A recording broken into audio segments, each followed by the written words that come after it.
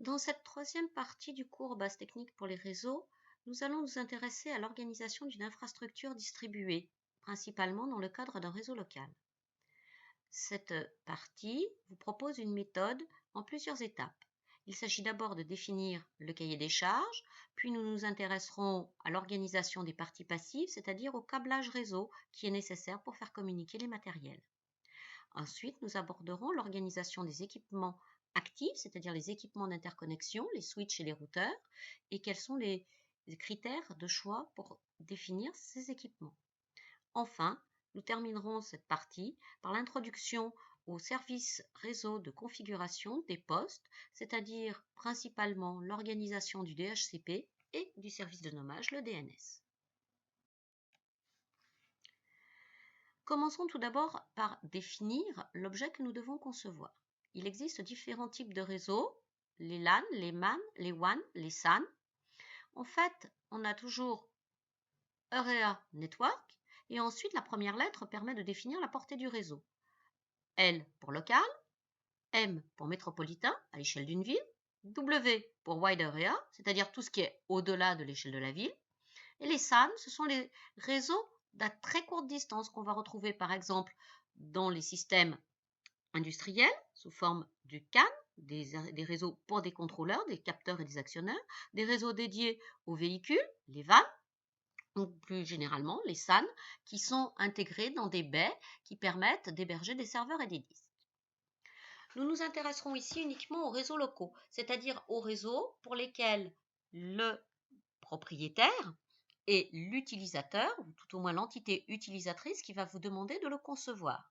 En effet, pour les réseaux métropolitains ou pour les réseaux étendus, on devra impérativement faire appel à des prestations d'opérateurs télécoms qui vont donc nous louer soit des services, soit des fourreaux pour héberger des fibres dans le cadre de MAN, par exemple, mais tout au moins on va partager l'exploitation, il y aura donc à gérer la limite de responsabilité.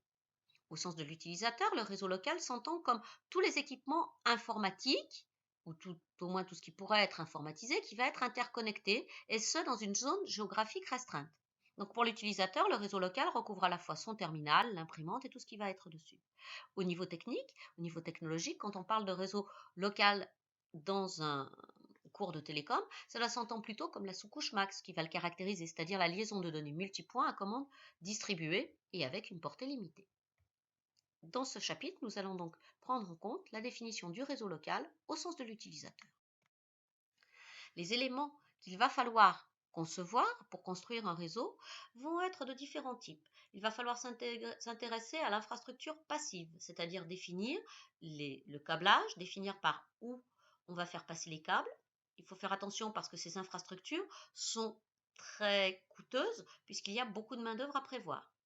Ensuite, on va devoir intégrer les éléments actifs, c'est-à-dire les équipements de raccordement.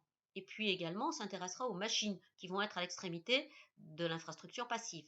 Donc tout cela va constituer le réseau physique, le matériel si vous voulez, toute l'infrastructure matérielle qui va être nécessaire. Sur cette infrastructure matérielle, on va utiliser des services de configuration, c'est-à-dire qu'on va mettre en place à la fois un plan d'adressage et définir des modes de protection pour filtrer le trafic, pour l'organiser, en essayant d'apporter un minimum de sécurité. C'est ce qu'on va appeler la conception du réseau logique. Et enfin, on devra configurer et nommer les différents équipements. Comme vous l'avez vu, un réseau comporte différents composants, les parties passives, les parties actives, la configuration des machines. Donc la méthodologie que nous vous proposons ici intègre différentes étapes. Il va falloir d'abord s'intéresser à la configuration physique passive qu'on va devoir mettre en place, c'est-à-dire estimer le nombre de prises, les distances, pour pouvoir placer les locaux techniques.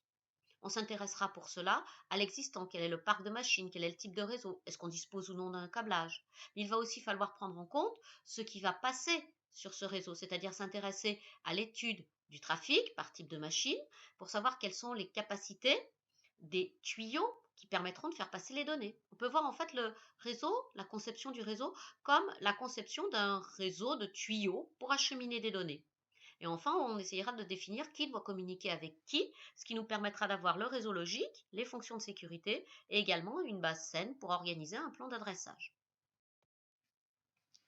Alors, dans les réseaux locaux, on va trouver des réseaux avec des équipements de différents types, des réseaux qu'on va baptiser des réseaux locaux d'entreprise et des réseaux locaux industriels. En fait, on voit que si on s'intéresse aux contraintes de temps, on a à peu près les mêmes contraintes de débit parce que les, les échanges, les messages qui sont utilisés dans le monde industriel sont des messages très courts, avec des délais qui sont fortement contraints. Mais par contre, quand on s'intéresse à des réseaux locaux d'entreprise, on aura des messages très longs, avec des délais qui peuvent être beaucoup plus longs. Donc, en fait, les contraintes, quand on les regarde, elles sont très voisines. Les solutions sont pratiquement identiques. La seule différence qui peut exister serait presque d'ordre commercial. On pourrait la voir comme étant pratiquement inutile, à ceci près que les équipements actifs qu'on va mettre dans un réseau industriel, eh bien, on va devoir s'intéresser à des équipements durcis, c'est-à-dire avec de meilleures alimentations, avec des systèmes de protection, parce qu'on va travailler dans un environnement où il y a beaucoup plus de perturbations électromagnétiques, de projection d'eau, d'huile, etc. Donc il faut vraiment que l'environnement soit beaucoup plus protégé. C'est ce qui fait la différence principalement entre le prix des équipements dits de gestion et des équipements industriels. Si on s'intéresse maintenant au débit recherché, il faut prendre en compte le travail tout au long d'une journée de travail. Donc effectivement, par moment, on va beaucoup demander au réseau. On peut avoir des périodes de pic de trafic, par exemple quand je charge un fichier, mais je ne vais pas charger un fichier en continu sur toute la journée. Donc si on regarde bien, les débits sont en règle générale assez raisonnables. Et si on veut rajouter beaucoup de streaming, de flux multimédia, c'est vrai qu'on peut avoir peu d'utilisateurs avec beaucoup de débit, ou beaucoup d'utilisateurs avec des débits qui sont moyens, qui restent de l'ordre de 10 000, 100 000 bits par seconde. C'est relativement peu. En fait, quand vous allez calculer ce débit, on va s'intéresser au débit moyen, mais il va falloir aussi qu'on reste dans une partie de capacité du réseau qui est très en deçà de sa saturation, parce qu'on avait vu dans le réseau Ethernet, par exemple, que les performances se détérioraient très très vite quand on allait avoir une charge de l'ordre de 50%. Donc quand on va s'intéresser au débit moyen, on va le considérer comme étant seulement le cinquième de la charge possible pour le réseau. Donc en fait, on va prendre le débit à fournir comme étant 5 fois plus grand que le débit moyen. On va donc trouver des choses autour de 10 mégas, voire de 10 puissance 8 mégabits par seconde, par exemple, si on s'intéresse à des serveurs, donc de l'ordre de 10 à 100 mégas, ce qui reste relativement normal et pouvant être supporté par beaucoup d'entreprises. Si on augmente beaucoup le nombre d'utilisateurs, on va être opté également à s'intéresser à tous les goulets d'étranglement et donc à savoir si les accès disques, si le processeur, si le partage de la mémoire pourront effectivement aussi tenir la charge. Et en règle générale, c'est pas forcément le réseau qui coince. Alors, si on étudie le trafic, maintenant, il faut prendre en compte ceci dans une logique de bout en bout, c'est-à-dire qu'on va à la fois regarder ce qui se passe sur le client, mais aussi sur le serveur. Le problème des accès concurrents sur le client s'entend parce qu'on va avoir des collisions au départ.